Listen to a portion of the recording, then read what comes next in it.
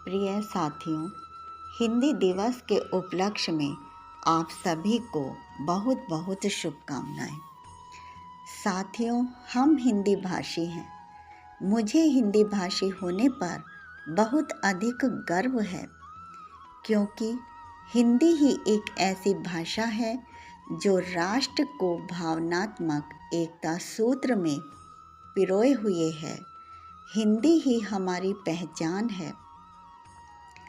यदि सभी भाषाओं का तुलनात्मक अध्ययन करें तो हिंदी ही संसार की उन्नत भाषाओं में सबसे अधिक व्यवस्थित भाषा है। परंतु आज़ादी के पश्चात भी पराधीन सोच वाले प्रशासनिक तंत्र ने हिंदी को विकसित नहीं होने दिया। उन्होंने मैकाले की शिक्षा नीति को पूर्ण सार्थक करने का हर संभव प्रयत्न किया, परंतु हमारे हिंदी भाषी साहित्यकार भी पीछे नहीं थे। उन्होंने हिंदी भाषा को प्रतिष्ठित स्थान दिलाने का भरसक प्रयत्न किया।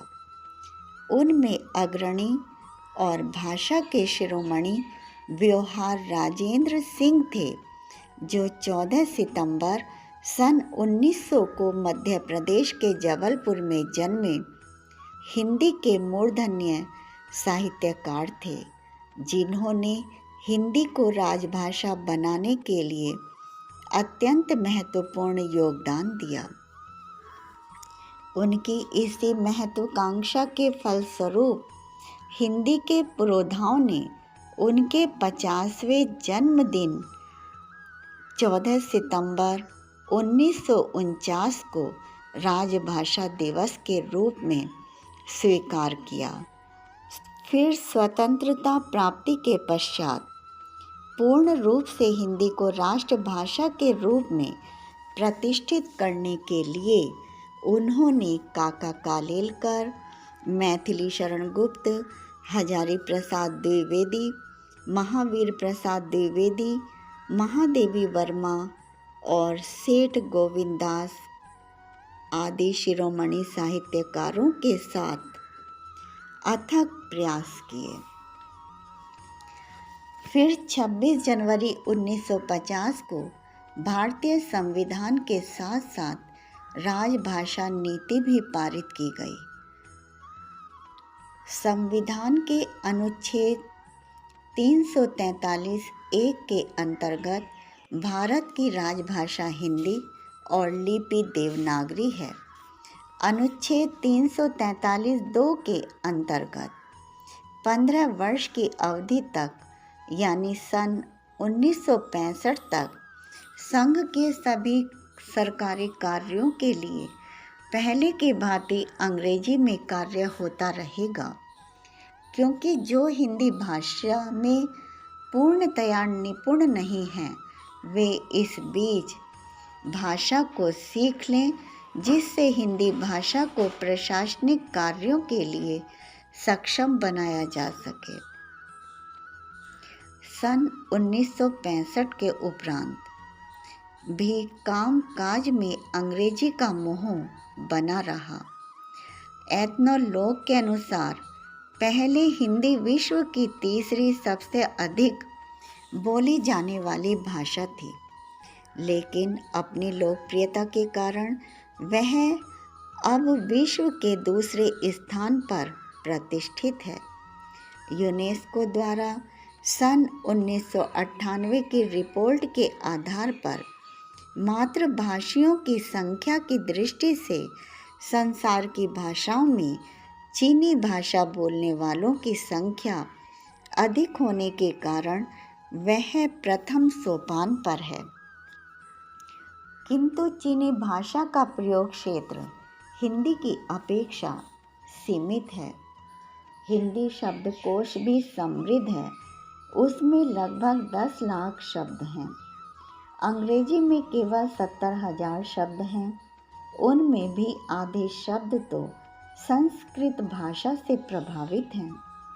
नासा की ध्वनि तंत्र शाखा के वैज्ञानिकों ने भी प्रमाणित किया है कि देवनागरी लिपि में ही ध्वनियों को स्पष्ट करने की पूर्ण क्षमता है। Bharat, Nepal, Mauritius, Fiji, Guyana, Suriname आदि देशों की राजभाषा हिंदी ही है।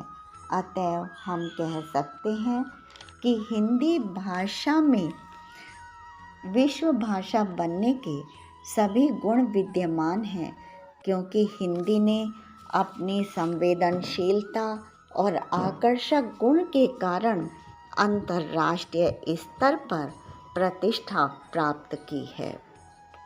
विश्व के लगभग 150 विश्वविद्यालयों में हिंदी भाषा के अध्ययन अध्यापन की व्यवस्था है। विदेशों में 25 से अधिक पत्र पत्रिकाएं हिंदी में प्रकाशित हो रही हैं। वर्तमान समय में हिंदी को अंतर्राष्ट्रीय भाषा के रूप में स्थापित करने के उद्देश्य से 11 फरवरी सन 2008 को विश्व हिंदी सचिवालय की स्थापना की गई। संयुक्त राष्ट्र रेडियो ने अपना प्रसारण हिंदी में भी करना आरंभ किया। हिंदी को संयुक्त राष्ट्र संघ की भाषा बनाए जाने के लिए वर्तमान भारत सरकार प्रयत्नशील है। अगस्त सन 2018 से संयुक्त राष्ट्र ने साप्ताहिक हिंदी समाचार बुलेटिन आरंभ किया है। अतएव मुझे गर्व है कि मैं हिंदी भाषी राष्ट्र की नागरिक हूँ, जो अपने भीतर संस्कृति के महाकोश को समाये हुए है। हम अंग्रेजी के साथ साथ अन्य भाषाएं सीखें, कोई बात नहीं, परंतु अपनी मातृभाषा हिंदी का गौरव नष्ट नहीं होना चाहिए। इसकी अस्मिता बनी रहनी चाहिए, जिसने भारत को वैश्विक स्तर पर विशिष्ट सम्मान दिलाया है। जय हिंद, जय हिंदी।